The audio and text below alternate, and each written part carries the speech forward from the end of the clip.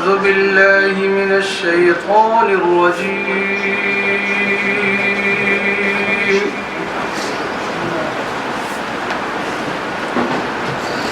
بسم الله الرحمن الرحيم.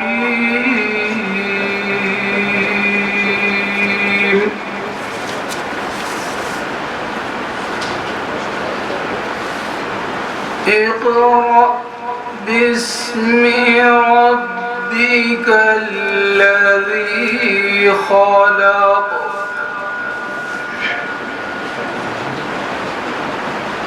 خلق الإنسان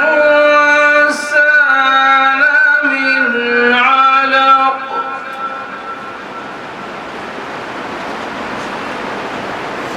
اقرأ وربك الأكرم الذي علم بالقلم.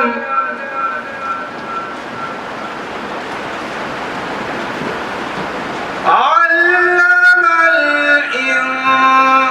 الإنسان ما لم يعلم.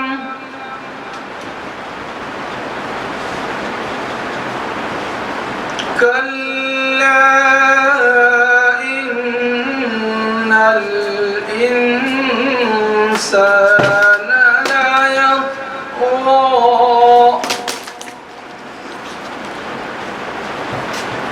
أن رآه استغنى.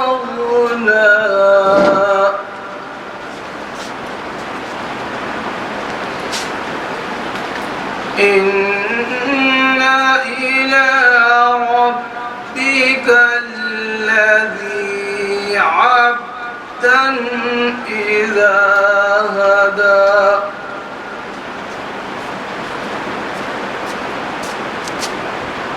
عبدا إذا صلى. صدق الله العلي العظيم.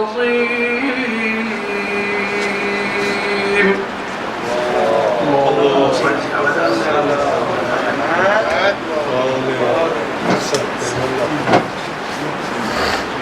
خدمت عزیزان عرض سلام دارم و ارادت.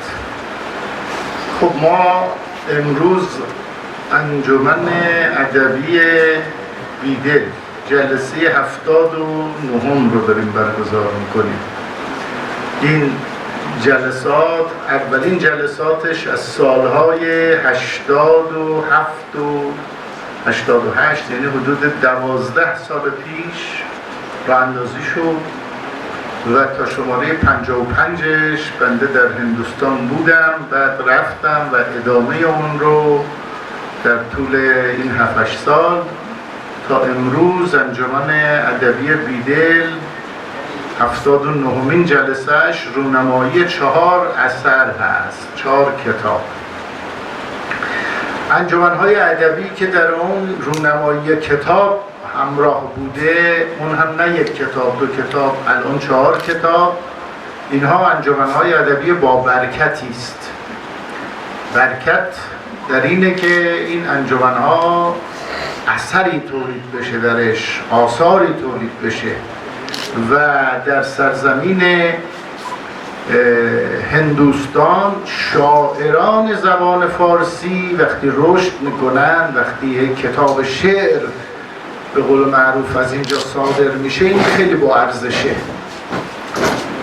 امروز 3 تا مجموعه شعر فقط در انجمن ادبی بیدل رونمایی میشه. بیدل شاعری است که خودتون میدونید حدود 100,000 بیت با احتساب نثر و شعر، حدود 100,000 بیت، 100,000 بیت شعر داره و تمام این شعرها به زبان فارسی است و شعر فارسی در سرزمین هندوستان افت و خیزهای زیادی داشته.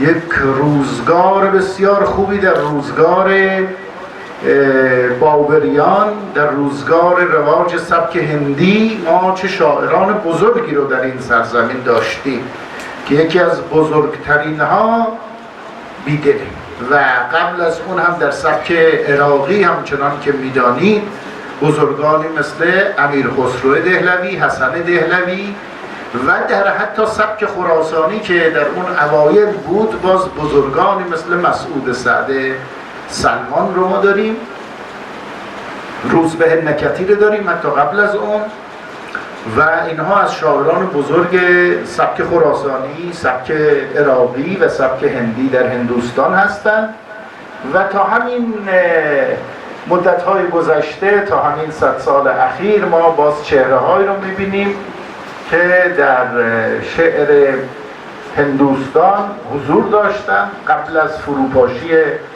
به قول معروف این اتفاقایی که افتاد و هند و پاکستان جدا شدن. ما حدود 150 سال پیش قالب دهلوی رو داریم به عنوان یکی از چهره‌های بزرگی که هم شعر ریخته و اردو میگه هم شعر فارسی میگه و به شعر فارسیش بیشتر فخر میکنه و بعد باز علامه اقبال رو داریم در 60-70 سال پیش که این بزرگوار هم همینطور و هر دوی اینها به بیدل هم ارادت داشتن. چراغ انجمن بیدل اینجا روشن شد الحمدلله. امروز کتاب‌های شعری که ما از عزیز مهدی دکتر عزیز مهدی و دکتر سرویش تریپاتی چاپ کردیم این 8مین کتابه مال آقای دکتر سرویش و مال عزیز 7مین کتاب شعر جدیده. دو مجموعه هم قبلا از رئیس احمد نعمانی و استاد پروفسور در لکنو ولی الحق انصاری، پروفسور ولی الحق انصاری که عرفی شناس بزرگم بود، اون دو کتاب رو من در سلسله کتاب‌های تکای ایران چاپ کردم که اون کتاب 11,000 جلد فقط تیراژ داشت و بسیار اون دو شاعر رو اون موقع هنوز این شاعرها اون مال سال 86 بود که ما کلید زدیم اون کار رو. اون دو شاعر هم با احتساب اونها 10 شاعر و باز هم این زایش ها و این حضورها هست و انشاءالله شعر فارسی بیش از پیش قویتر و بهتر خواهد شد. امروز این سعادت رو داریم که در خدمت عزیزان هستیم و ما در کنار این مجموعه شعر فارسی زبانان که چاپ کردیم در کنار این شاعران هند شاعران تاجیکستان هم تا حالا 4-5 شاعرشون رو مجموعهشون رو چاپ کردیم. از افغانستان باز مجموعه چاپ کردیم، از پاکستان مجموعه زیر چاپ داریم، از شاعران ایران 7-8 نفر ما شاعرها رو فعلا چاپ کردیم و این مجموعه ها تو خود تهران هم داره چاپ میشه علاوه بر دهلی و اگر خدا بخواد و بتونیم در کشورهای مثل خود افغانستان و تاجیکستان و پاکستان هم بتونیم این کتاب ها رو رونمایی کنیم و چاپ کنیم اونجا خیلی ارتباطات فارسی زبانان بهتر میشه. از طریق هندیران هم باز ارتباطات بسیار خوبی ایجاد شده. دوستان در هر جمعه برنامه‌های خوبی رو دارن برگزار میکنن. این رو گفتم که بگم در اجرای این برنامه آقای مهدی باقر هم که از همین جمع شاعرهای فارسی زبان هست کمک من میکنه. قبلش یه شعری هم از خودش آماده میکنه میخونه. آقای دکتر سرویش رو الان داریم برای صحبت و شعرخوانی. آقا جواد ربانی شاعر جوانیه که من تهران هم بودم در خدمتشون بودم در جلسات شعر و فرزند برومند جناب آقای ربانی دکتر ربانی هستن و واقعا استعداد بسیار خوبی هستن. ایشون هم حضور دارن. آقا جواد میتونه حتی بیاد یکم جلوتر، خوشو بیاد جلوتر اینجوری صندلی رو پشت سر ما که یواش یواش آقا جواد رو هم آره خانم حاجی پیری تشریف برید بالاتر تشریف برید. عرضم به حضورتون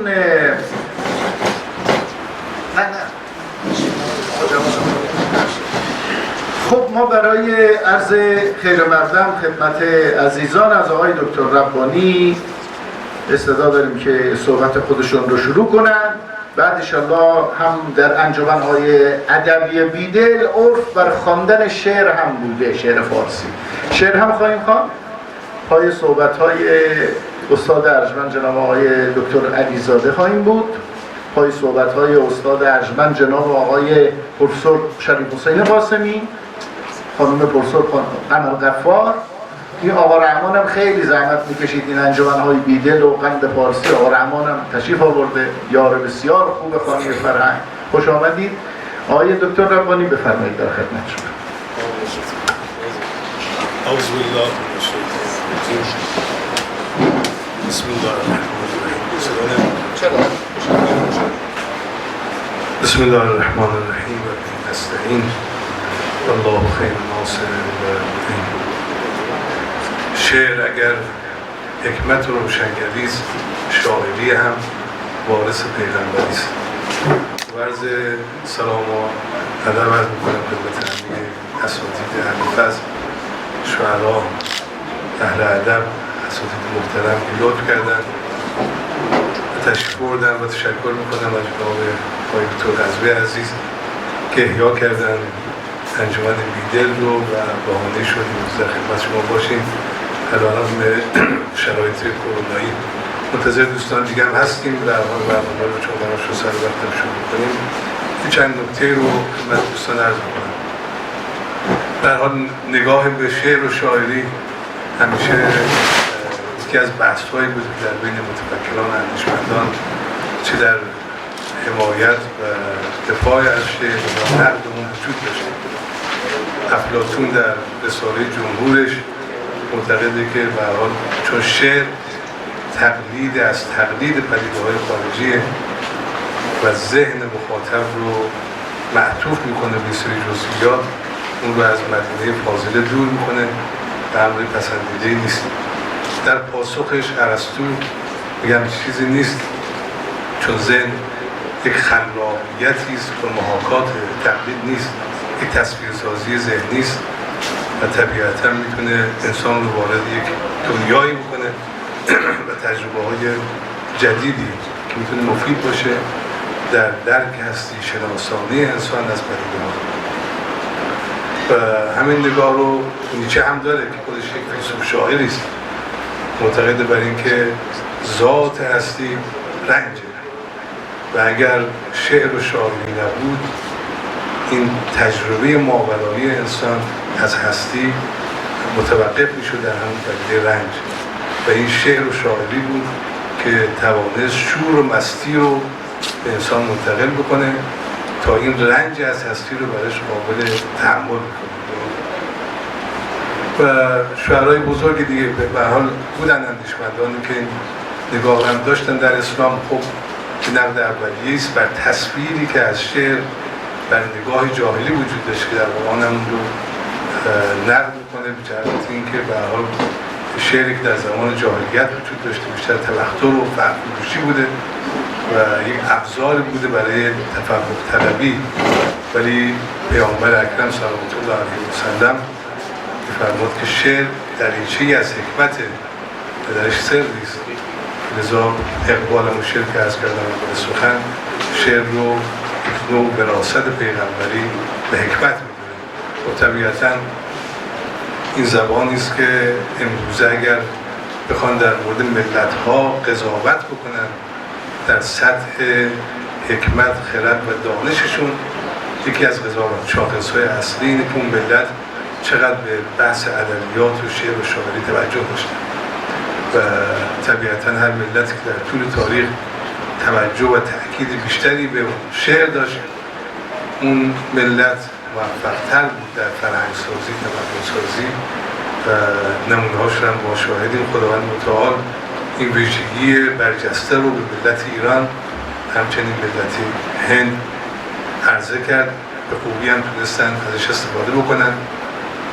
در همه بحران‌های تاریخ که بعد از هجوم عرب‌ها به ایران و بعد از هجوم مغولان که سخت‌ترین مهاجمان تاریخ بودن که واقعا زیرساخت‌های تمدنی فرهنگی ایرانی‌ها رو نابود کرده بودن، اونچه که تونست به کمک ایرانیان بیاد اونها رو در برابر این همه رنج‌ها و سکاستی‌ها اونها رو محافظت بکنه شعر بود و فردوسی بود که توانست فرهنگ و ادب ایرانی رو در مقابل اون تحول که بعد از به هر حال هجوم عرب‌ها اتفاق افتاد نجات بده و یا اینکه شعرهایی مثل سعدی و حافظ توانستن که اون آثار از تهاجم خشن مغولان رو کاهش بدن و به جامعه ایران یک شور و صبر بفرمایید.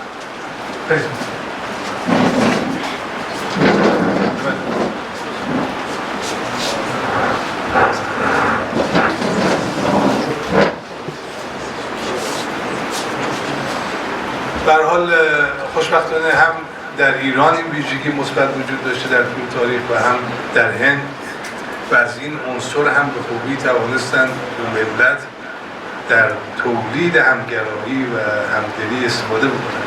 یعنی واقعا اگر شاعران نبودن شاید این سطح از همکاری و همگرایی همدلی که بین دو ملت ایران و هند وجود داشته که امروزه ما شاهد مجموعی از میراث بر جای مانده هستیم وجود نداشت. من وقت رو زیاد نمیگیرم، فکر کنم اگر ما یه نمونه و مثالی بخوام بزنیم از این همدلی و همگرایی بین ایرانی و هندی، اینو میتونیم در ابیات حتی شاعران امروز ما مثل جناب آقای دکتر سرویش هم به خوبی پیدا بکنیم که چطور عنصر ایرانی و عنصر ایرانی مسلمان و عنصر ایرانی هندو تونستن به این درک همدلی برسن. من این نمونه رو از شعرشون انتخاب کردم. بله.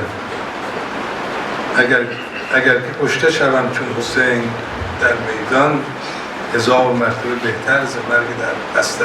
این یک درکی که دوست از واقعه کربلا و امام حسین یا توضیحی که ایشون در تفسیری که در مورد شعر فارسی میکنه، من یکی هندوی هندم عاشقم بر این زبان، با زبان هندیان داری تو ربط جوهری، در میان هند و ایران تو یکی پل ساختی تا برای هر زبانی کرده باشی حسن برشون.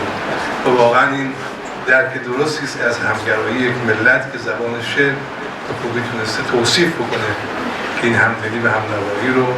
در حال خیلی خوشحالیم امروزه به برکت وجود جناب شاعر بزرگی مثل جناب دکتر قرضوی، الحمدلله این سرچشمه همچنان جوشانه و انصافاً حضور ایشون پربرکت بوده هم در گذشته و هم امروزه و تونسته یک نسلی رو به ویژه از میان جوانان هندی تشویق بکنه و ترغیب بکنه برای اینکه از این ظرفیت بزرگ زبان ادب فارسی بتونن استفاده بکنن در بیان احساسشون و طبیعتاً هم جامعه هند اگر بخواد در حفظ سنت‌ها و ارزش‌های دینی و ملی خودش تلاش بکنه، یکی از سازگارها همین حفظ زبان فارسی است که بخشی از میراث بود. خیلی ممنونیم. در حال امروز ما شاهد انتشار کتاب خوبی هستیم، هم شاعرای جوان جناب دکتر عزیز مهدی انصافاً هم خودشون هم پدرشون خدمات مشایخ خدمات ارزشمندی بودن به زبان فارسی، جناب آقای محمد جواد عزیز که به لطف حمایت و تشویق جناب دکتر قزوه در حال بهره‌مند شدن از این بستر که در هند وجود داره که هر آدم رو میل به شعر و شاعری رو تشویق میکنه و کتابی هم سرکار خانم دکتر قزوه امروز رونمایی میکنیم که انصافاً یکی از موضوعات حائز اهمیتی رو بهش پرداختن بحث زنانه که مطالعه تحقیقی خوبی داشتن در خصوص زنان ایران و هند که به هر حال موضوعی است که نظر میرسه که از ظرفیت‌های اساسی است در ارتباطات و مناسبات دو کشور. به هر حال ممنونیم از جناب دکتر قزوه و همه دوستان اساتیدی که به هر حال زحمت و تلاش کردن در ترویج و توسعه زبان فارسی. خیلی ممنونیم. تشکر هم می‌کنیم از جناب آقای دکتر اختر واسع که همواره حامی ما بودن و به هر حال ما خوشبختانه اندیشمندان به ویژه اندیشمندانی که سنی ازشون گذشته خاطرات خوشی رو دارن از زبان فارسی و در هر سخنی به جا میدن به زبان فارسی و یک امتیازی که امیدواریم که در نسل‌های بعدی هم این فرهنگ تداوم داشته باشه. اگر شما می‌خواستید رو برای دوستانی که السلام علیکم و رحمت الله. السلام علیکم ورحمۃ اللہ.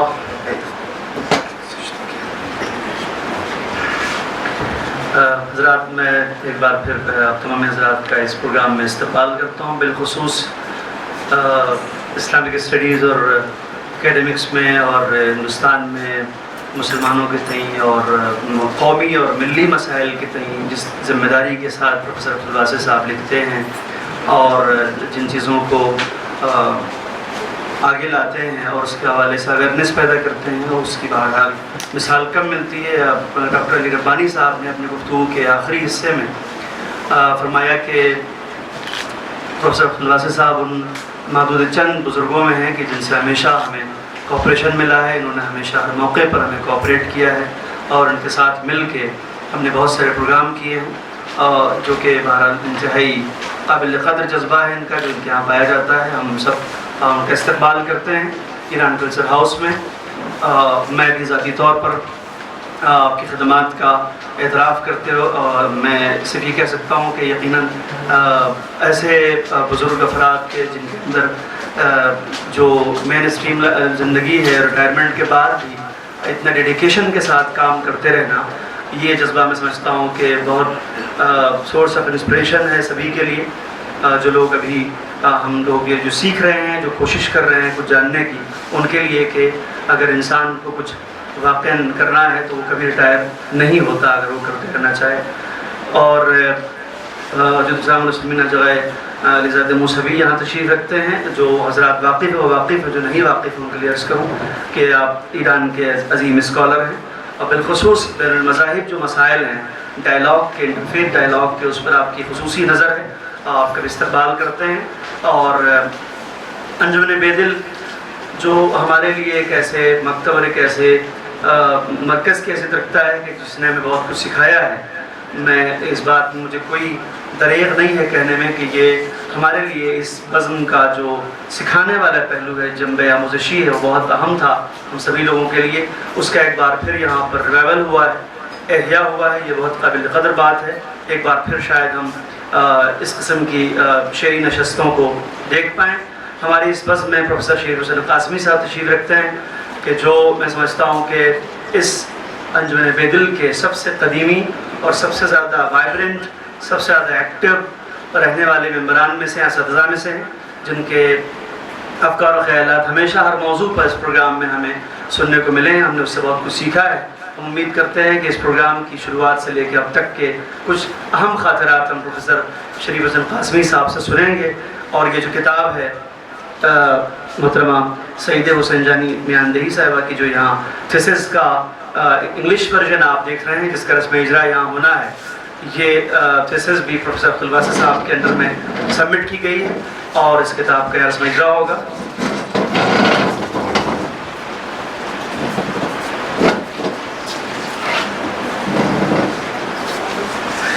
ڈاکٹر فاروق صاحب بالکل محتاج تعارف نہیں ہیں. ہم ان کا استقبال کرتے ہیں ایران کلچر ہاؤس میں.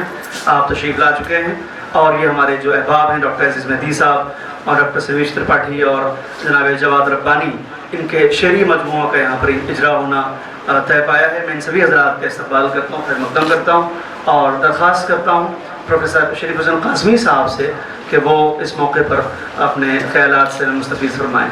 جناب استاد شریف حسین قاسمی محمد خدمت شما است.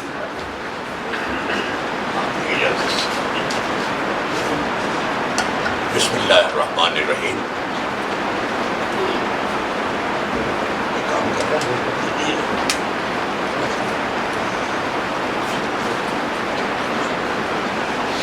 جناب آقای دکتر ربانی،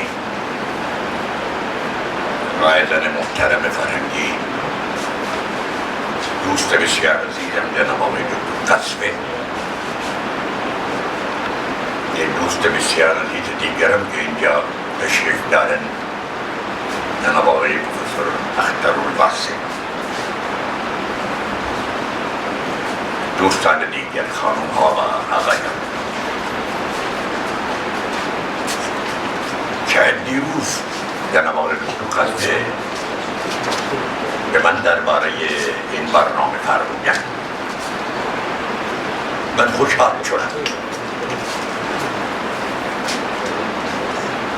اینجا من متوجه هستم که تعداد زیادی دوستان که در این محفل حضور دارند درباره فعالیت‌های ادبی و علمی جناب آقای دکتر قصوی اطلاعات زیادی دارند. از وقتی که ایشون وارد هند شدن حقیقتاً اینقدر توجه فرمودن به برگزاری برنامه ها که برای معرفی وضع ادبی در هند شده. ایشون نه تنها در این محطه کلچرال هاوس برنامه ها رو برگزار کردن بلکه تشویق کردن که دوستان هندی باید هر کجا که باشن این گونه برنامه ها رو برگزار کنن و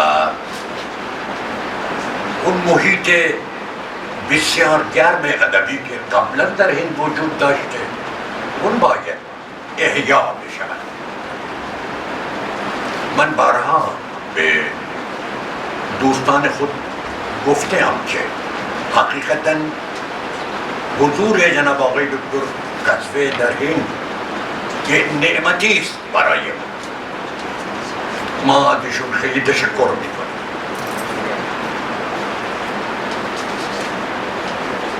حالا من میخوام یک چیزی درباره این کتاب که باید امروز ریلیز بشود عرض کنم. این درباره role and participation of women in Iran and India during the last 30 years. من این کتاب از الف تا یا به توجه خواندم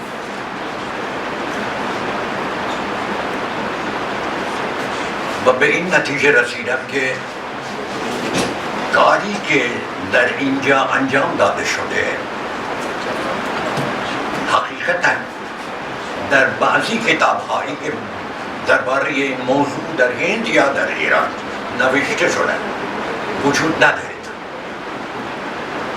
اول اینکه نویسنده خودش یک زنه، دیگر با جامعه ایرانی یک رابطه خیلی نزدیکی داره، همونجا بزرگ شده و با توجه به جامعه ایرانی اون با توجه مطالعه کرده و این ماحصل همون مطالعه و مشاهده ایشون می باشد. اون چه برای من خیلی جالب بود اینه که در این کتاب نه تنها درباره زنان ایران، فعالیت‌های اونها در ایران، بلکه درباره زنان هندی و فعالیت‌های اونها در این کشور ما خیلی جالب بود. من در این ضمن میخوام یک چیزی عرض کنم که حضرت خواجه نظام الدین اولیا در یکی از مجالس خود به دوستانی که در اون مجلس حاضر بودند فرمودند که در جامعه مسلمانان من اون جمله یادم هست، زنان معمولا غریب هستند، کسی اونها رو نمی‌شناسه، کارهایی که اونها انجام میدن به اون توجه نمی‌کنند، با هر صورت اونها گمنام میمونند. با وجود اینکه اونها کارهای خیلی ارزشمند برای پیشرفت جامعه انسانی انجام میدن، ولی باز هم کسی اونها رو نمی‌شناسه. یادم هست من یک چیزی میخوام عرض کنم. من یک مرتبه با بزرگ نظیر احمد نشسته بودم، درباره موضوعات مختلف ما حرف بزدیم من خدمت ایشون عرض کردم که جناب آقای دکتر ما حتما یک کاری انجام بدهیم که این زنان در زبان و ادبیات فارسی برای پیشبرد این زبان و ادبیات فارسی و جامعه ما چه رول رو انجام دادن، ما باید درباره این مثلا یک کاری جدی انجام بدیم. در نتیجه ایشون دو سه مقاله نوشتن درباره شاعرات ایران فارسی و عرفای زنان در جامعه مسلمانان در ایران و در جهان فارس، زبان فارسی. من یک پیش آمدی به یادم آمد، من میخواهم اونو خدمت دوستان گرامی در اینجا عرض کنم. چه رولی این زنها در جامعه ما بازی کردن.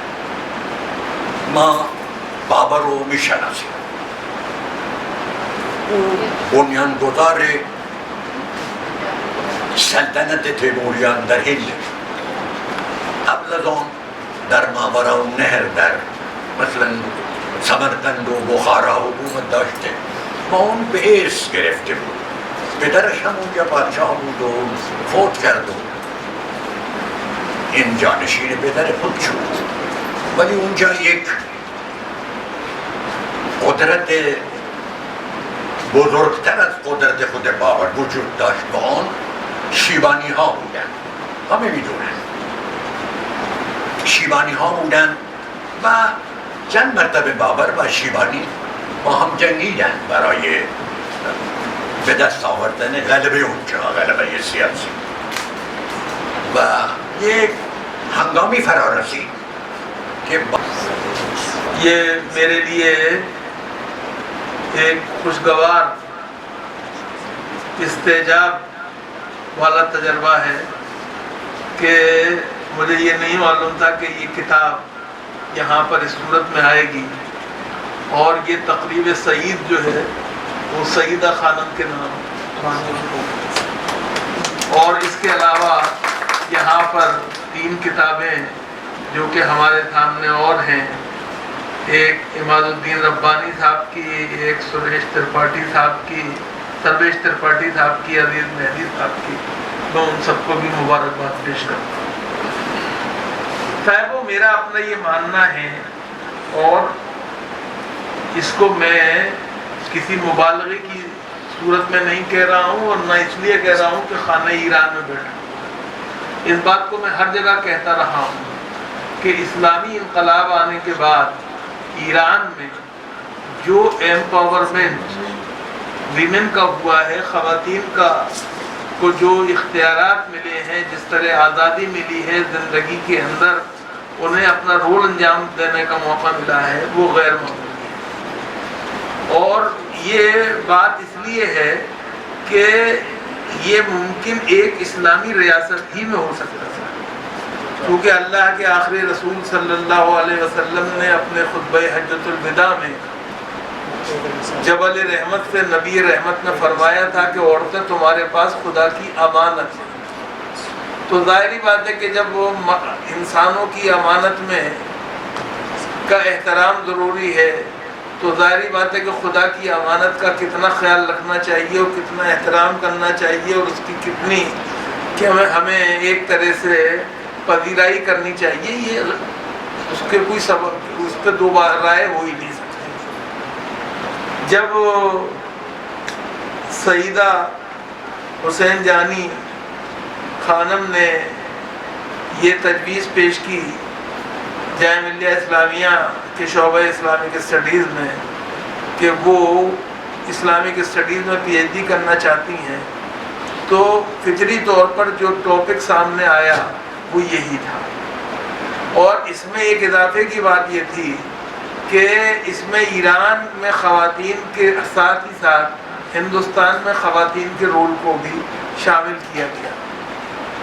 اس کی وجہ دیکھیے صاف بات ہے، اس لیے نہیں کہ کوئی دباؤ تھا، لیکن ایک علمی ضرورت تھی کہ ہمیں دونوں معاشروں کے اندر جو خواتین کی حیثیت اور مرتبہ اور رول ہے اس کا جائزہ لینا چاہیے۔ ہندوستان کو اس بات کا شرف حاصل رہا ہے کہ یہاں پر ایک طویل مدت تک ایک خاتون وزیر اعظم رہی ہے۔ ہندوستان کو اس سے پہلے یہ شرف رہا ہے کہ مجلس اقوام متحدہ جو ہے یونائٹڈ نیشنز آرگنائزیشن، اس کی پہلی خاتون صدر ہندوستان کی دی ہوئی تھی۔ تو اس طرح سے اگر آپ دیکھیں، اور ایک نہیں ہے، زندگی کے دوسرے میدانوں میں بھی اگر آپ دیکھیں تو عورتیں اپنا رول ادا کرتی رہی ہیں اور آہستہ آہستہ بڑھتا ہی جا رہا ہے، اور یہ خوشگوار بات ہے۔ تدریس کا شعبہ ہو، تحقیق کا شعبہ ہو، صنعت کا شعبہ ہو، سیاست کا میدان ہو، ہر جگہ عورتیں آپ کو نظر اہم کردار ادا کرتی آئیں۔ مجھے خوشی ہے کہ اور استاد محترم اور دانش مند گرامی پروفیسر شریف حسین قاسمی صاحب نے اس کتاب کی پذیرائی کی، اس کتاب پر روشنی ڈالی، اس کتاب کی تعریف کی، اس کے لیے میں ان کا شکریہ ادا کرتا ہوں، سیدہ خانم کی طرف سے بھی، اپنی طرف سے بھی، جامعہ ملیہ اسلامیہ کی طرف سے بھی۔ جامعہ میں جو کچھ اچھے کام ہوئے ہیں اسلامک اسٹڈیز کے شعبے میں، ان میں ایک کام یہ بھی ہے، اس کے لیے ہم شکر گزار ہیں سیدہ خانم، اور انہوں نے اس کے باوجود کہ شروع میں انہیں انگریزی میں پریشانی تھی، لیکن ان کی خوبی یہ ہے، اور ان کی میں تعریف کرتا ہوں اس بات کے لیے، اور اس کو I would like to put on record کہ انہوں نے انگریزی میں محنت کی اور اپنے لیے ایک طرح سے تفہیم، ترسیل اور ابلاغ تینوں میں مہارت حاصل کرنے کی اپنی جیسی کوشش کی، جس کے لیے وہ ہمارے مبارکباد کے مستحق ہیں۔ چاہے وہ کسی مہذب معاشرے کی دو ہی پہچانیں ہیں، ایک تو یہ کہ وہ اپنی اقلیتوں کے ساتھ کیا سلوک کرتا ہے، اور دوسرے یہ کہ وہ اپنی خواتین کے ساتھ کیسا برتاؤ کرتا ہے۔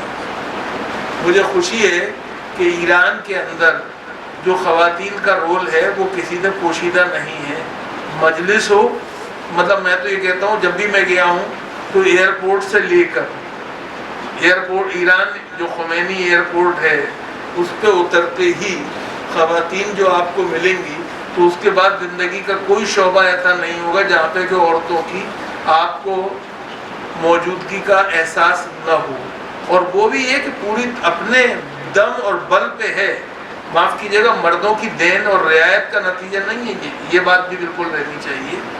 اور مجھے اس بات کی خوشی ہے کہ یہ کتاب، یہ تھیسس جو ہے یہ انگریزی میں چھپ گیا ہے۔ میں چاہوں گا کہ اسے ڈاکٹر علی ربانی صاحب سے گزارش کروں گا خاص طور سے کہ اس کو اگر ممکن ہو تو کسی طرح اردو اور ہندی میں کرایا جائے، تاکہ اس کی وجہ یہ ہے کہ اصل میں دنیا کو پتہ ہونا چاہیے نا کہ جو ویمن ایمپاورمنٹ ان ایران ہے اس کی شرح کیا ہے۔ وہ لوگ جو عورتوں کی آزادی اور حقوق کے گن گان کرتے ہیں وہ صرف زبانی جمع خرچ کرتے ہیں، وہ عورت کو ایک طرح سے جسے کہتے ہیں کہ ہمیں محفل میں ایک تفریح کا سامان بنا کے پیش کرنا چاہتے ہیں، جبکہ اسلام کے اندر جو ہے وہ عورت جو ہے وہ زندگی کے ہر گوشے میں اپنا رول ادا کرتی ہے، اور اس کے لیے مجھے مثالیں دینے کی ضرورت نہیں ہے، وقت بھی کم ہے۔ میں نے آج جو دلی کا موسم ہے اور ٹریفک کا حال ہے اس کے نتیجے میں ہم پہلے ہی دیر بھی کر چکے ہیں۔ میں ایک دفعہ پھر مبارکباد دیتا ہوں سیدہ حسین جانی کو، اور معاف کیجیے گا مجھے ایک بات کہنے کی اجازت دے دیجیے، اسے آپ میل شوونزم مت سمجھیے گا، وہ یہ کہ ہر کامیاب مرد کے پیچھے جیسے ایک عورت ہوتی ہے، اسی طرح سیدہ کی اس کامیابی کے پیچھے ان کے شوہر قصبہ صاحب کا بھی رول ہے، اس کو ہمیں فراموش نہیں کرنا چاہیے۔ انہوں نے معاف کیجیے گا بیویوں کو اتنا وقت देना और इतनी आज़ादी देना और इतनी फुर्सत फराहम करना कि वो इस तरह का काम कर सके, ये कोई मामूली बात नहीं है। ये मामूली दिल गुर्दे वाला मर्द कर भी नहीं सकता। तो इससे ये भी पता चलता है कि कितने मजबूत आसाब के आदमी हैं और कितने फराह दिल हैं और वुसअत ज़हनी इनकी कितनी है। इसके लिए मैं इन्हें मुबारकबाद पेश करता हूँ और एक दफ़ा फिर डॉक्टर अली रब्बानी साहब का और उनके रफ़ा का शुक्रिया अदा करता हूँ कि उन्होंने इस मजलिस का एहतमाम किया और इस तरह से जो काम हो रहा है नस्र की दुनिया में और नज़्म की मैदान में, उसको सेलिब्रेट करने के लिए हम ये जमा हुए हैं। फारसी और हिंदुस्तान का ताल्लुक़ जग ज़ाहिर है, वो बताने की ज़रूरत नहीं है। वक्त ने उसे थोड़ा धीमा कर दिया हो, लेकिन इसके बावजूद मैं समझता हूँ जब तक खुसरो, बेदिल और आज के लोग मौजूद हैं, और ख़ास तौर से माफ़ कीजिएगा मुझे कहने की इजाज़त दीजिए, सर्वेश त्रिपाठी जैसे लोग मौजूद हैं, उस वक्त तक हिंदुस्तान और फारसी का रिश्ता कभी ख़त्म होने वाला नहीं है। बहुत बहुत शुक्रिया।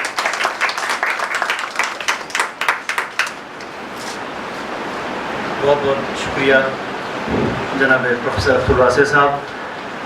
हज़रात, इससे कबल कि मैं जनाब डॉक्टर फ़ारूक साहब को ज़हमत दूँ और दावत दूँ, मैं आपके चंद नुकात को हमारे अपने फ़ारसी ज़बान बुज़ुर्गों के लिए मैं फ़ारसी में कह दूँ, उसके बाद हम अपने अगले स्पीकर की तरफ चलते हैं। जनाब उस्ताद अब्दुल वासिअ गुफ्तन के پیشنهاد این که راجع به این موضوع تز دکترا نوشته بشه از طرف خود ایشون بود و بسیار طبیعی است که چون ایشون هم خودشون زن هستن و راجع به زنان می‌خواستن کار کنن و طبیعتاً در خصوص وضعیت زنان در ایران باید می‌نوشتند که ایشون تنها مقید به این محدوده نبودن و اومدن جرأت نشون دادن و وضعیت زنان هندی رو هم شامل این موضوع کردن که این بسیار ستودنی است و گفتن که موجب افتخار است که این کتاب رو پروفسور شیخ حسین قاسمی اومده و به فارس به انگلیسی ترجمه کرده. این بسیار نکته مثبتی است و نشان میده که این موضوع و محتوای این کتاب اینقدر ارزش داشت که ایشون هم اومد و اینو پذیرفت و استقبال کرد و اینو ترجمه کرد به انگلیسی که به هر حال خود ایشون یک استاد مسلم سعود هست و همه ایشون رو میشناسن. و به عنوان استاد راهنما گفتن که اوایل خانم حسین جانی خیلی تسلط نداشت به انگلیسی و خیلی خلاصه اشراف نداشت اونطوری. منتها نکته‌ای که باید عرض کنم اینه که ایشون به هر حال زحمت کشید و یاد گرفت. در این سن و سال آدم یک زبان جدید رو یاد بگیره، زحمت بکشه، این خیلی خلاصه خوب هست. ما من احساس کردم که نسبت به اوایل که اومده بود الان انگلیسیشون خیلی بهتر شده و گفتن که من خودم شخصا چند بار ایران رفتم، شاهد وضع بهتر زنان ایرانی رو بودم و دیدم که از فرودگاه تا داخل شهر هر کجا که برید در جامعه ایرانی نقش زنان پررنگ‌تر هست و اینو من اونجا از نزدیک لمس کردم، این واقعیت رو من دیدم و پیشنهاد میدم که این کتاب باید به هندی و اردو هم ترجمه بشه تا کسانی که فقط ادعا دارن راجع به حقوق بشر و وضع زنان بیان و بخونن که در ایران زن چه وضعی رو داره و در چه شرایط ابرومندانه و بهتری زندگی میکنه و به زبان مختلف باید این محتوا ترجمه بشه. و آخرین مطلب که گفتن اگه اجازه بدید بگم، من نگم چون ناراحت میشن. نه نگیم. فهمیدیم شد. پشت در مرد موافقتی باش بس نگیم. نه بفرمایید. گفتن که این بسیار معروف است که پشت هر مرد موفق یک زنی فداکار هست. حالا میخوایم ورژن فارسیشو بگیم. گفتن که اما در خصوص خانم حسین جانی میخوام بگم که انصافاً فداکاری ها و اون روحیه‌ای که دکتر قزوه دارن بسیار نقش مهم رو ایفا کرد که ایشون رو اینقدر فرصت دادن که بتونن به کارهای تحقیق و پژوهش و انتظام برسن، وگرنه معمولا مردها این کار رو نمی‌کنن، اینقدر فرصت نمیدن که باید از استاد قزوه هم من تشکر کنم. ایشون با آقای قاضی فرصت हाँ ये फरमा रहे सफ़ीर साहब कह रहे हैं कि इसका उल्टा है मुझे लगता है कज़ोई साहब की कमी के पीछे इनका राज है कि इन्होंने इतना टाइम दिया कि अब इतने बड़े शायर को यहाँ तक पहुँचे नहीं शायरी में इनका है केवल तहकीक में इनका हज़रत मैं दरख्वास्त करूँगा जनाब डॉक्टर फ़ारूक साहब से जो आपके समाजी और दीनी खदमात सब पर ज़ाहिर हैं आप अक्सर बेशतर हमारे इस प्रोग्राम की जीनत रहे हैं ईरान कल्चर हाउस में दरख्वास्त करता हूँ जनाब डॉक्टर फ़ारूक साहब से कि वो चंद मिनट गुफ्तगू फरमाएँ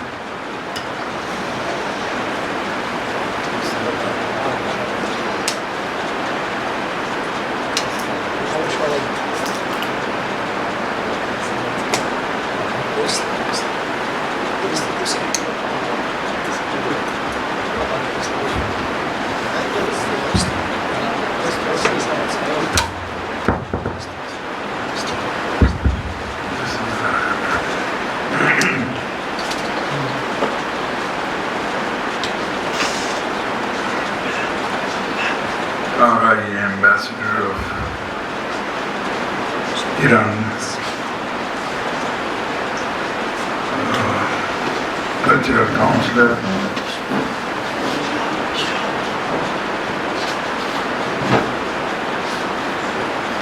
Dr. Akhtarul Wasi, distinguished guests on the dais and off the dais.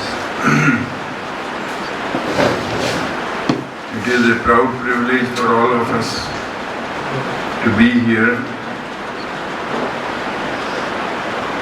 on the release of these 4 books, in which one is written by a doctor. You are a doctor now, Dr. Saida. So, my greetings to you and the role and participation of women in Iran and India during last 30 years. You see, once there was a viva of a thesis, and the guide was supposed to address for some other reason to the people who were there, not on the thesis but otherwise. After listening the guide, the committee which was there to honor to pass the PhD thesis, they said that after listening the guide of this thesis, we approve the thesis without any further questioning. So your guide is of the same kind and same character. My greetings to you. I have not gone through it, but I know that in Islam, in Quran in fact, 24 months, 24 times, or 12 months, so the month word has come 12 times. 365 days, the word days has come 365 times only. Similarly, the earth and water, these two in this world, on this earth, is in the proportion of 70 and 30. Similarly, with the same proportion, the word sea and earth has come. Similarly, the word woman and men has been come in Quran 24 times. So we are equal. So this equality is a must. Fatima ज़हरा की ताज़ीम को उठते थे रसूल, फातिमा ज़हरा की ताज़ीम को उठते थे रसूल, बेटियां इसलिए भी मोहतरम कहलाती हैं. So this respect we should know. I wrote a small book about my father. and the name of the book is Aap Yaad Aate Hain. And I wrote because of certain reasons, it is not the time to explain that. But I asked my mom also that if she wants to tell any such instance which I may put in this. She told me nothing. So, and she just said कि क्यों हमारे जख्मों पर नमक छिड़कते थे. And she did not told anything. After that, after some time, she told my wife that when she got married, an instance that when she got married at that time, when the food was served, it was first served as a respect to the bride. And bride was not supposed to take food herself. You know why? Someone else will serve her. The reason was that if she will take herself, if she will take more, the people will watch and say that, see how much she eats. And if she will take less, the people will say that, see how much she is pretending, as if she eats so little.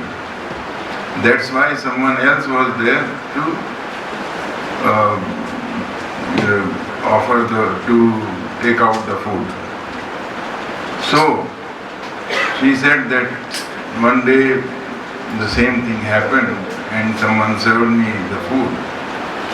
And in those dishes, one was of bhindi, what you call it, lady finger or something else.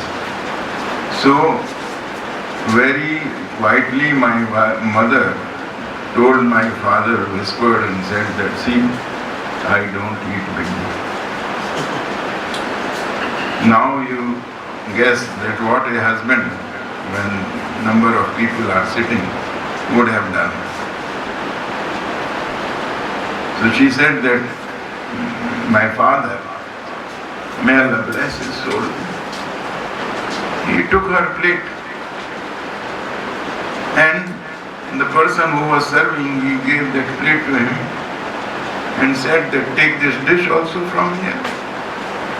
And now in this house, this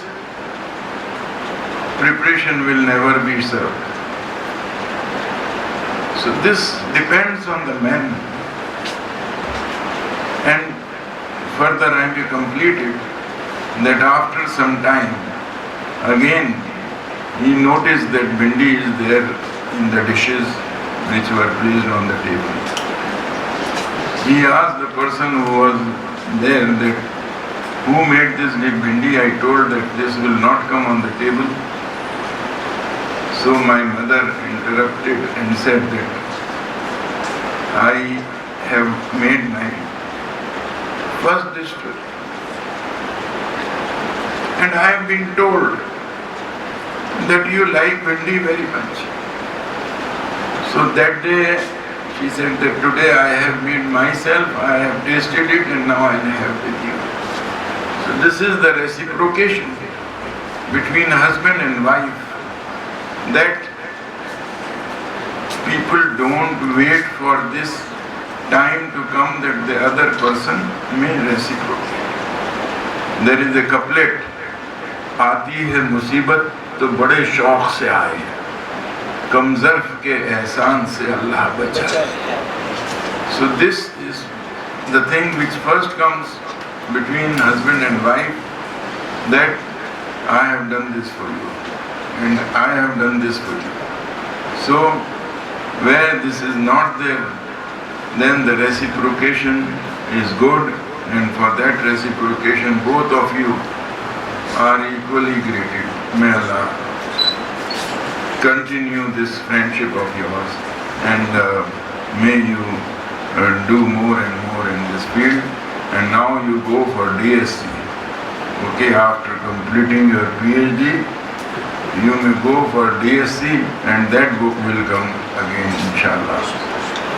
Similarly, for the other books, I congratulate all the other authors. And this book, Nawai-e-Sharq, this is for Mashriq, that the East, which we are copying here. One is language, the other thing is the dress code and other habits of our. There was a shair, Sagar Khayyami was his name. May Allah bless his soul. He was a very nice man. He has written, کھڑے ڈنر میں سبھی اسیر لگتے ہیں, رقابی ہاتھ میں پکڑے فقیر لگتے ہیں. So this is what we have learned from the West. And other thing he said that پھٹے لباس تن پہ عجیب لگتے ہیں, بچے امیر باپ کے فقیر لگتے ہیں. So language and dress, this is something which tells about the personality of the person, that what personality he possesses. So all these books, I congratulate that it is an enhancement of language. We are from the country. No other country has this pride that on our currency note 17 languages are there, 17. So Farsi is not there, but Urdu is there. Urdu is part of the currency note of our country. وہ کرے بات تو ہر لفظ سے خوشبو آئے, ایسی بولی تو وہی بولے جسے فارسی آئے. So it is more, Urdu is more enhanced with Farsi words, and I appreciate, highly mamnoon, you have called me over here to say a few words, and all other authors also I congratulate that they have enhanced the language, which is a must for all human beings. My congratulations and thank you very much. Assalamu alaikum wa rahmatullah. Thank you very much, Dr. Farooq, for your sensational and valuable inputs about the husband-wife relations and their mutual respect and sacrifices for each of them. حضرات, ہمارے اس پروگرام میں بنارس ہندو یونیورسٹی سے سنسکرت کے اسکالر جنہوں نے سنسکرت بیک گراؤنڈ کے ساتھ فارسی سیکھی, اسکریچ فرام اسکریچ, الفبا سے آپ نے سیکھنا شروع کیا, اس کے بعد اس لیول پہ آئے کہ فارسی میں شعر کہتے ہیں. آج ان کی کتاب کا یہاں سے رسم اجرا ہے. میں جناب سرویش ترپاٹھی سرمس سے درخواست کروں گا کہ وہ اپنی فارسی غزل پڑھیں, کچھ کہنا چاہیں تو وہ بھی ہمارے ساتھ اپنے وچاروں کا آدان پردان کریں. جی.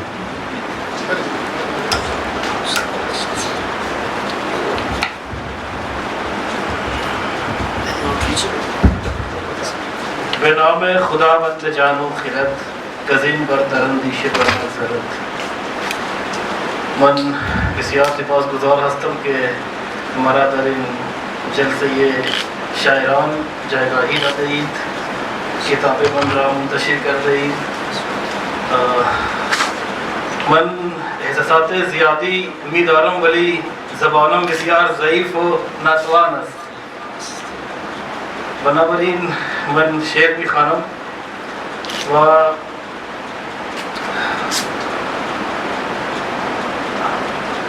همه مردم شعر میگویند ولی استاد کزوه شاعران را میسازند. ایشون شاعر ساز هستند. تو رہنمائی استاد علی رضا غزوے, محبت ایرانی ها و عظمت زبان فارسی و شباهت های سنسکرت و فارسی مرا به سمت فارسی شوق داد. بنابراین من یک شعر برای امام رضا میخوانم.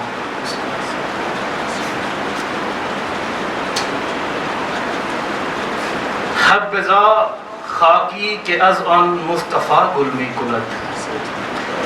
حبذا خاکی که از آن مصطفی گل می کند، در شبستانش سحر نور و صدا گل می کند.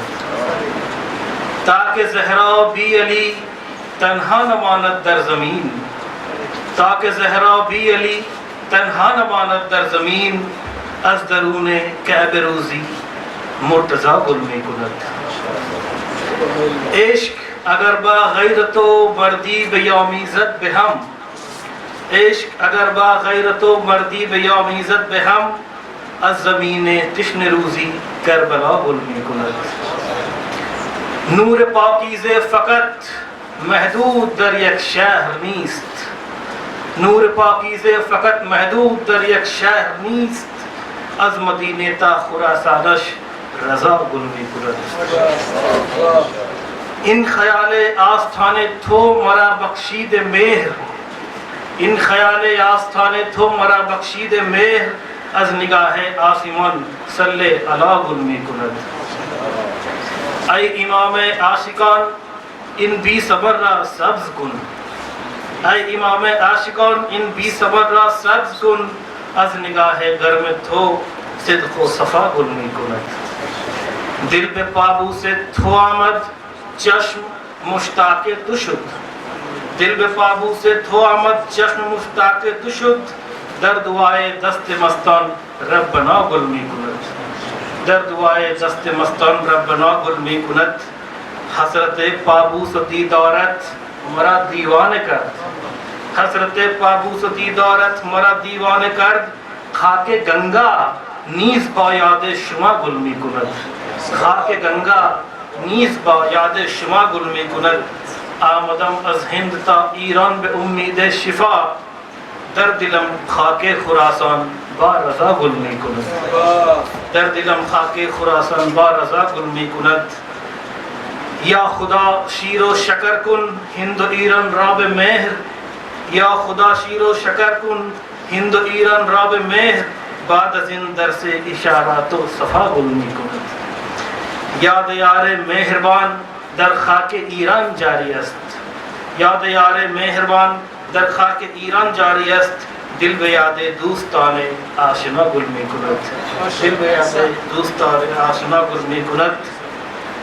شعر آخر است که تا چراغ خانه ایرانیان روشن شود، تا چراغ خانه ایرانیان روشن شود، چل چراغ یا علی موسر رضا گل می کند، چل چراغ یا علی موسر رضا گل می کند. بسیار سپاسگزارم.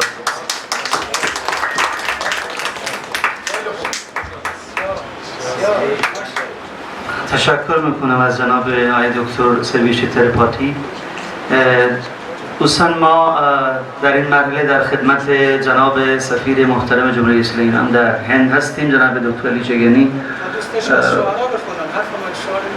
دیگه الان انشاءالله بعد شما هم میشنیم حتما. در خدمت جناب سفیر هستیم.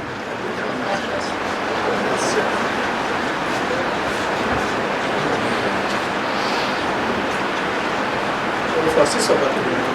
فارسی. بسم الله الرحمن الرحیم. الحمد لله رب العالمین، الصلاة والسلام علی اشرف الانبیاء والمرسلین، حبیب اله العالمین ابی القاسم محمد، اللهم صل علی محمد و علی آله الطیبین الطاهرین و علی صحبه المنتجبین. وقت نماز است، نزدیک وقت نماز است. من نمیخوام به احترام نماز وقت عزیزان رو بگیرم، اما به احترام حال بسیار خوبی که در این جلسه بود، بزرگان در این جلسه، آقای دکتر قاسمی، آقای دکتر اخترعباسی، پروفسور آقای دکتر فاروق و عزیزان، خانم‌های محترمه و سروران گرامی حضور دارن، علمای عزیز، من چند کلمه‌ای رو عرض ادب می‌کنم و عذر می‌خوام از اینکه وقت نماز رو سعی می‌کنم چند دقیقه بگیرم و واقعا نماز مقدم بر همه چیز است.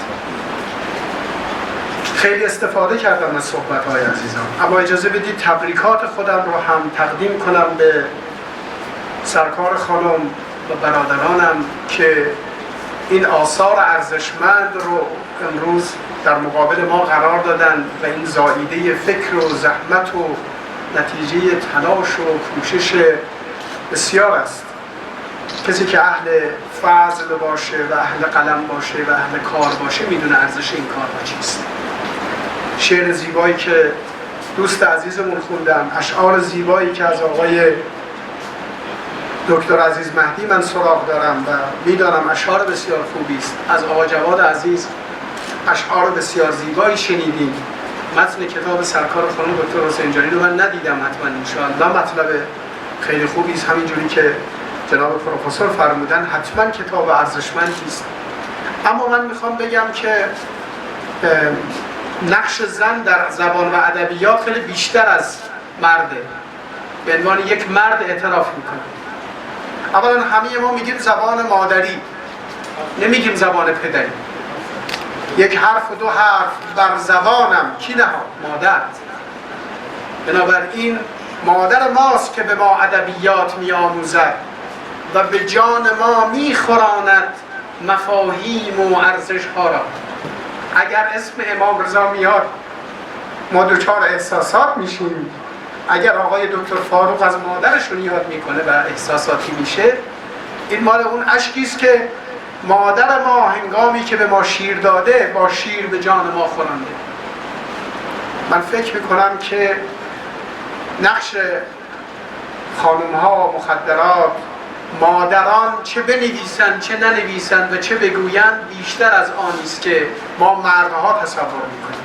بنابراین ما همه مدیون مادران هستیم و خانم‌های محترمه.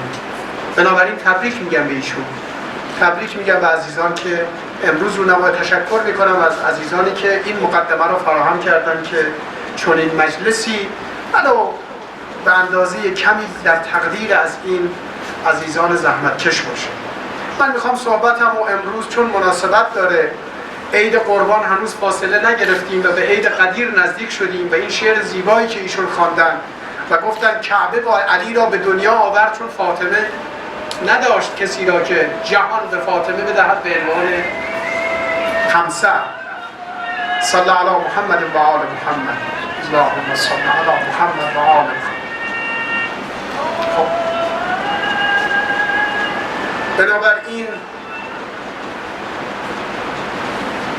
با نام و یاد خدا من فکر میکنم مظهر وحدت همه ما در این جمع علی است، چون عید قدیر نزدیک است. علی که هندو و مسلمان همه او را قبول دارند.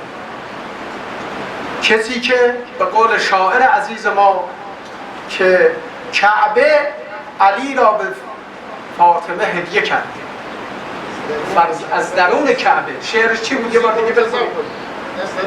از درون کعبه روزی مرتضی گل می کند، مانند یک دسته گل نظام خلقت و حضرت احدیت گلی به نام علی را به خلقت و به جامعه تقدیم می کند. چقدر زیباست این. اما من یه چیز دیگری هم میخواهم بگم که این علی آخرش مهدی است. مهدی که فراتر از مسلمان و مسیحی و هندوست. شما باورتون میشه یک کشور به نام مهدی باشد؟ ال سالوادور به نام مهدی است. سالوادور یعنی منجی، یعنی ناجی، مثلا به نام مهدی است. همه بشریت با هر عقیده‌ای به ناجی اعتقاد، اما این ناجی رو خب بیان همه این بشریت انتخابات برگزار کنن، رفراندوم برگزار کنن، انتخاب کنن. این رو مگه الان ما در اوج دموکراسی نیستیم؟ نمیشه. این ناجی بزرگ را خدا تعیین کرده و خدا تعیینش کرده و خواهد فرستاد، نه آمدنش در اختیار ماست. هیچ دین و مذهبی هم نمیتونه ادعا کنه که من مهدی رو تعیین میکنم. مهدی تعیین شده است. حالا مهدی آخر این قنات است. ما در چاه این قنات در قدیر است که در روز قدیر با دستان مبارک رسول الله افتتاح شد این چاه عظیم نورانیت و هدایت و مظهرش مهدی است. ما در اسلام بین مسلمان ها کعبه یکیست، پیامبر یکیست، قرآن یکیست، قیامت یکیست، همه چیز یکیست، نماز یکیست، روزه یکیست.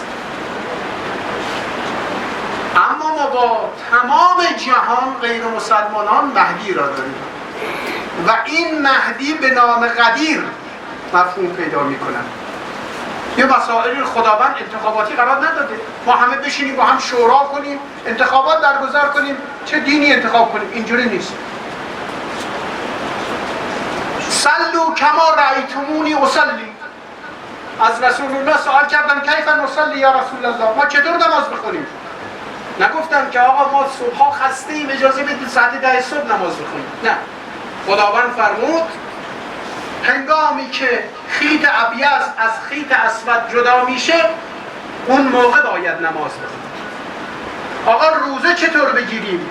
قبل از اذان صبح هیچی دیگه نباید خورد، امساک تا اذان مغرب. آقا انتخابات برگزار کنیم، دموکراسی برگزار کنیم، بگیم آقا مردم خسته میشن ساعات روزه رو کم کنیم، انتخابات نداریم،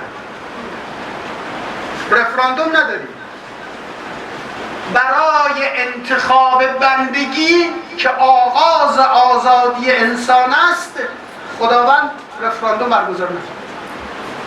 البته یه جا فرموده لا اکراه فی الدین قد تبین الرشد من الغی.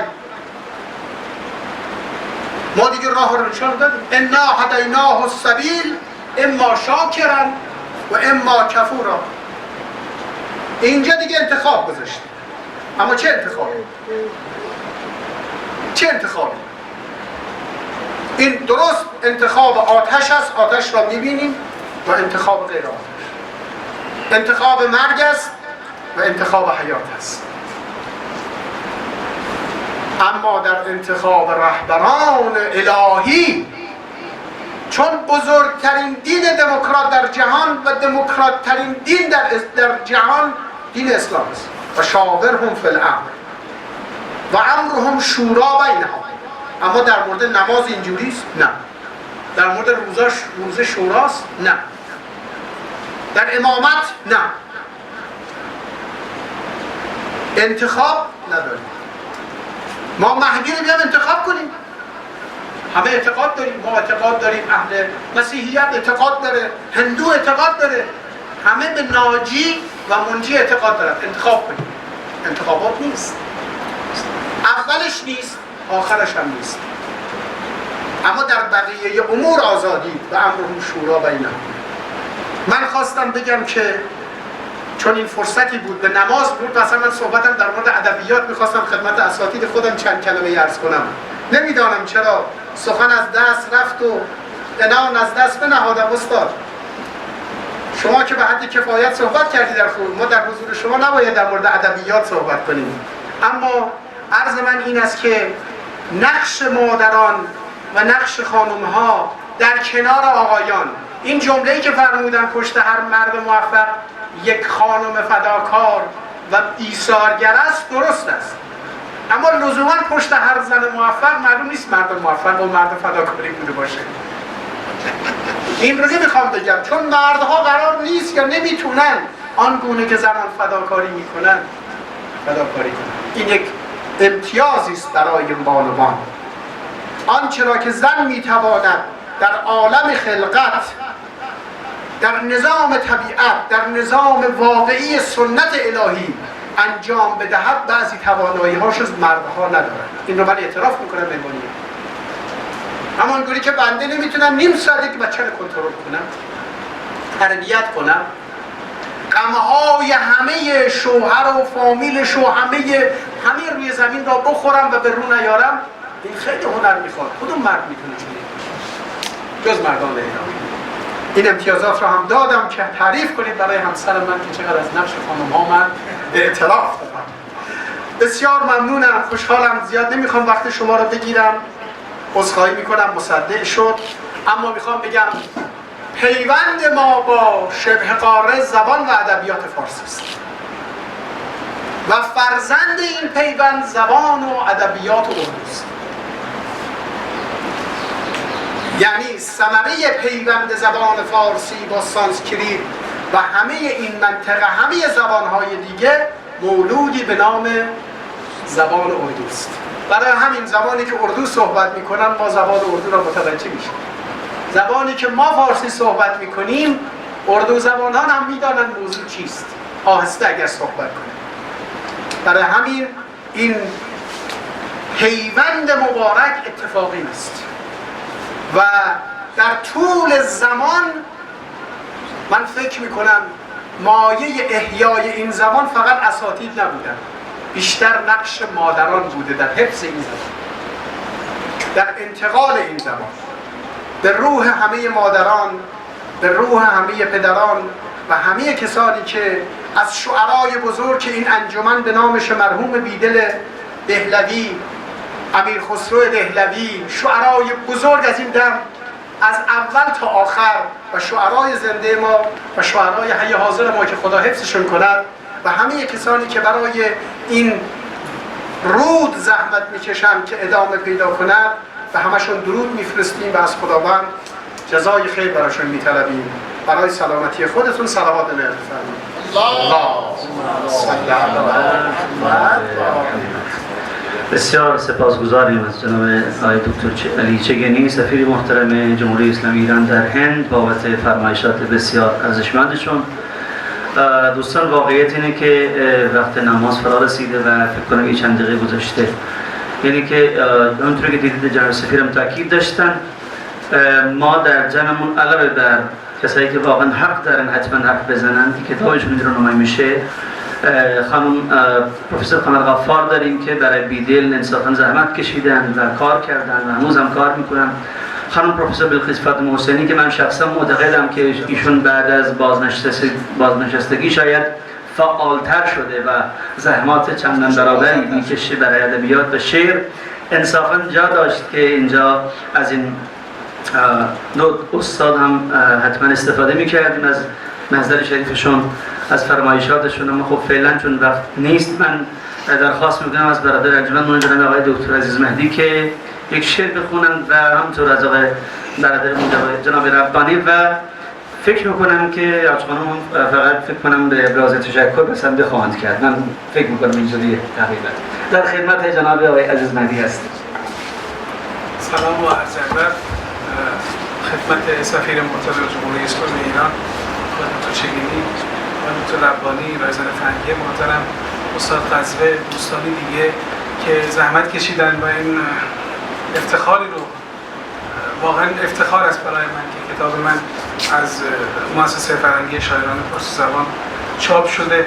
من خیلی نمیخوام حرف بزنم، یک شعر کوتاه چون بحث از مادر شد و میخوام که شعر تقدیم به حضرت فاطمه زهرا اینجا تقدیم حضورتون بکنم و رفع زحمت. بر من مسکین اگر گاهی عنایت می شود، جملگی در سایه بالوی جنت می شود. آتشی در سینه ام سر می کشد وقتی که از سینه و میخ و در و دیوار صحبت می شود. نام زهرا می نشیند بر لب مرغان عشق، هر کجا حرف از کمال عشق و عفت می شود. گاه در محراب ایمان شمع سوزان نیاز، گاه این پروانه الگوی محبت می شود. گاه در هنگام احقاق ولایت خطبه اش از فصاحت برتر از نهج البلاغت می شود. آتش می زند بر قلب ها وقتی شهید در دفاع از نور بالای ولایت می شود. در عبادت دست من پل بسته بر دامان اوست، تا شفیع من مگر او در قیامت می شود. کی خدایا تربت پاکش که دور از چشم هاست، قبلگاه قلب های با صداقت می شود. ممنونم. سپاسگزارم از جناب های دکتر عزیز مهدی و بلافاصله میریم سراغ شعر جناب جواد ربانی که ما شهید رونمایی کتابشون هستیم. جناب ربانی در خدمت شماست، بفرمایید. با عرض سلام خدمت مهمانان گرامی و تشکر از آقای قزوه، آقای شکراللهی و پدرم که با کمک های اونا این دفعه اولین دفتر من کمک های مادرم که اولین کتاب من به چاپ یک شعر تقدیم حضرت علی علیه السلام میکنم. عشق دم از تو زد شها، خلق شد آدمی علی، ای که تو شاه بیت این خلقت عالمی علی. خواست خدا که خیش را خشت به خشت رو کند، رو به تو کرد و گفت آن آیت محکمی علی. بر دل خسته کن نظر، اصل طبیب من توی، رحمت عام در دلم خاص تو مرهمی علی. روشنی چراغ جان، قبله جمله زاهدان، فرحت قلب عارفان، کاشف هر غمی علی. قسمت پیروان توست، بهره ای از جمال دوست، ای که قسیم عادل خلد جهنمی علی. یوسف جان غلام توست، کون و مکان مقام توست، با دل چاه غرق آب از چه تو محرمی علی.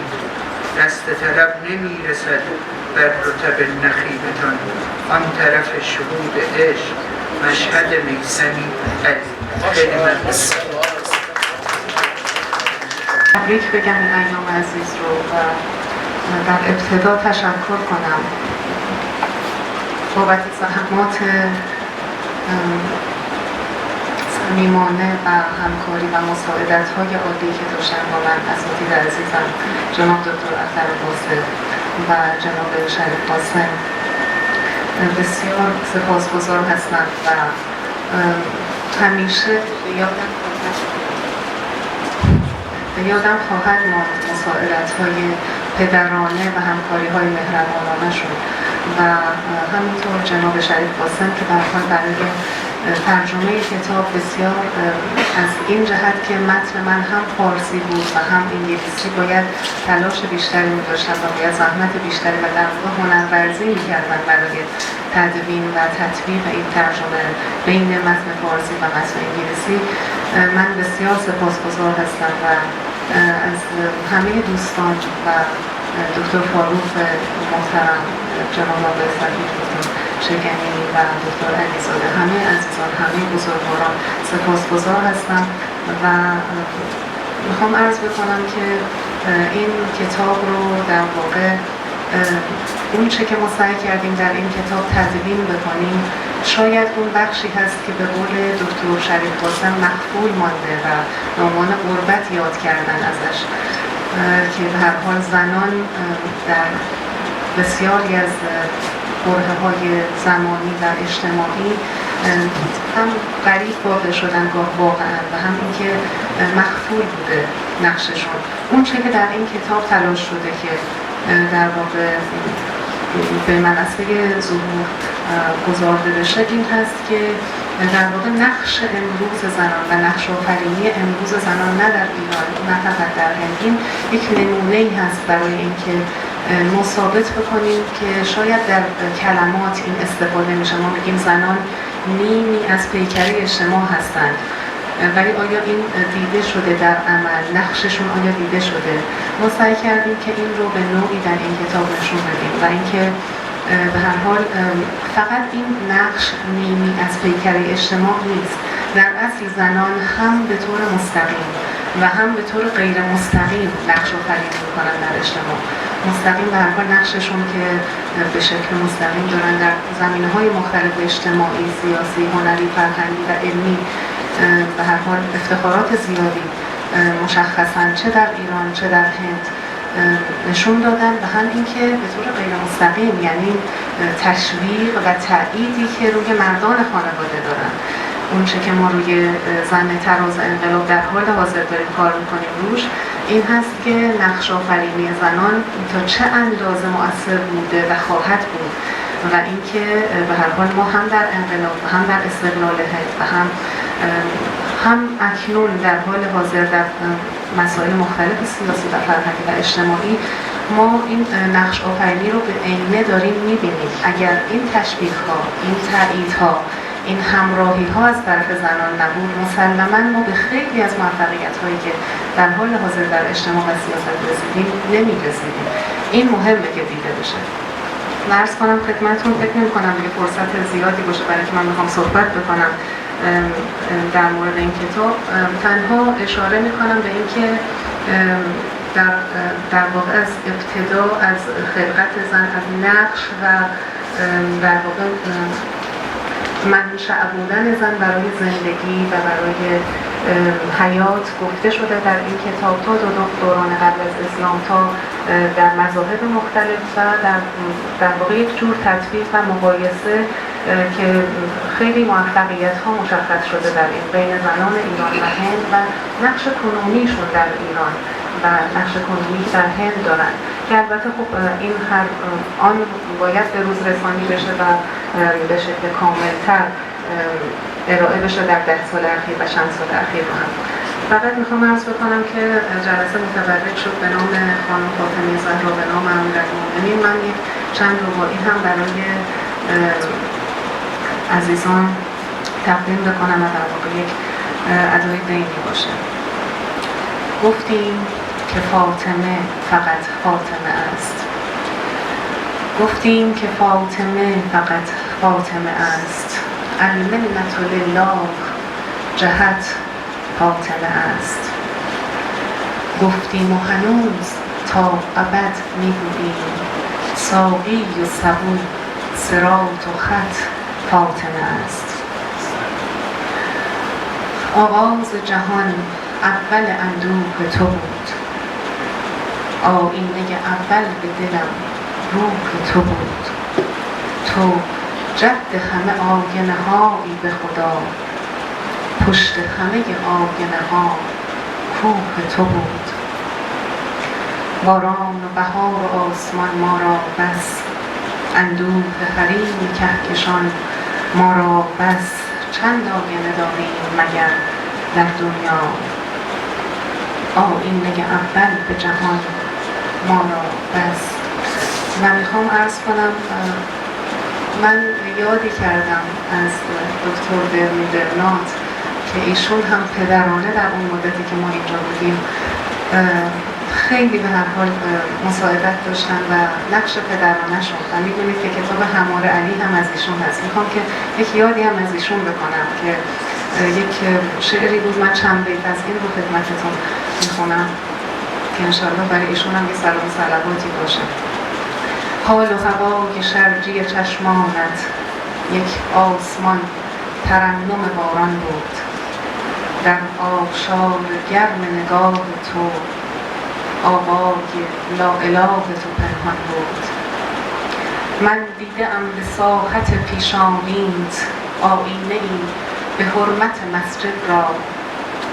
حتی شنیدم ز زبان تو آوای بلبلان موحد را. مولای تو هماره علی بوده. هر مانسون جاری یاهویت. در موسم تبسم بارش‌ها دارم درود و مهر و دعا سویت. من یک بار دیگه تشکر میکنم و میخوام بگم که مادران، دختران، همسران و زنان وارث آب و خرد و روشنیت. خیلی متشکرم.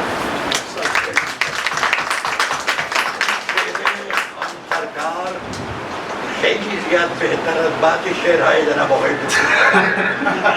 بله میخواستم عرض کنم که حتما دوستان میدونن و اگر بعضی از دوستان حاضرین نمیدونن عرض کنم که شعری که سرکار خانم خوندن از خودشون بود. فکر نکنن که خلاصه اینو به حساب استاد قذبه بزنن که ایشون به هر حال سپاسگزاریم از جناب سرکار خانم حسین جانی و در پایان این برنامه خدمت آقای موسوی علیزاده موسوی هستیم که اگه دعایی هست و کلمات پایانی هست ما در خدمت شما باشیم و بعدش راهنمایی و دیگه اتمام زحمت در خدمت شما هستیم. ما فقط امتثال امر میکنیم، این اون چه که ایشون گفتن والا من هیچ تقصیری ندارم. از کتاب رو نمایی کنیم. از کتاب عزیز مهدی میخواد شروع کنیم که اینجا یاد شعر کتاب نمای شهر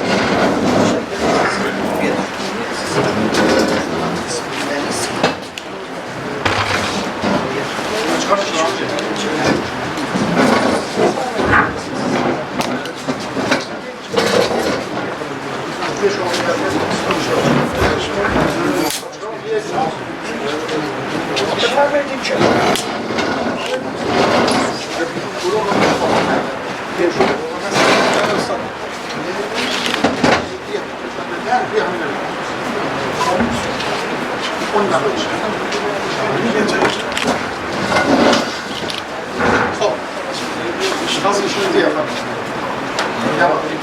دیگه بشه حالا خب شد نوایش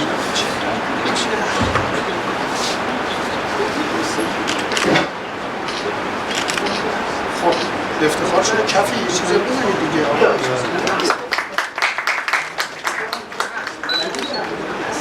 خب اعلام بفرمایید. خب کتاب بعدی کتاب گنگا و جوی مولیان.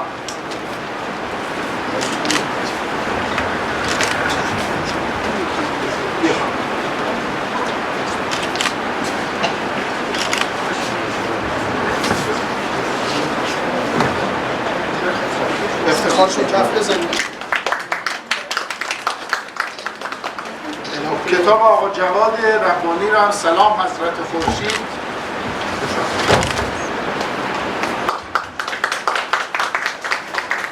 مادر آقا جواد هم هستن؟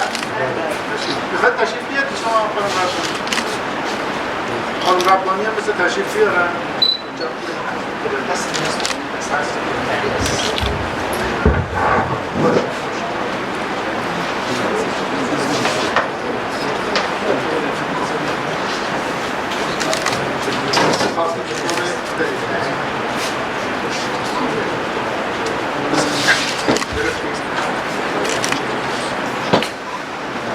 خب کتاب آخر هم که کتاب زنان در ایران و هند تلاش خانم دکتر حسین جانی هست. خبر با شما باشید. خب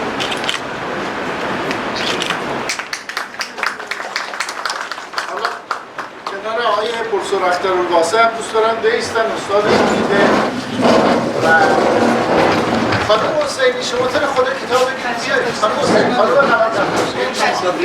نه بفرمایید شما اتفاقا خانم ها باید باشن. بفرمایید خانم شما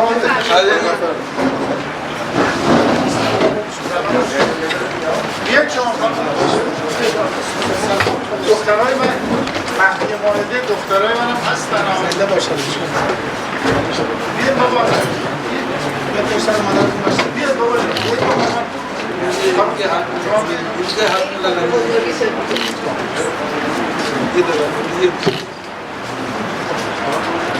افتخارش یه سلامات هم بفرست. خب انشاءالله مبارک باشه. در خدمت عزیزان هستیم برای پذیرایی.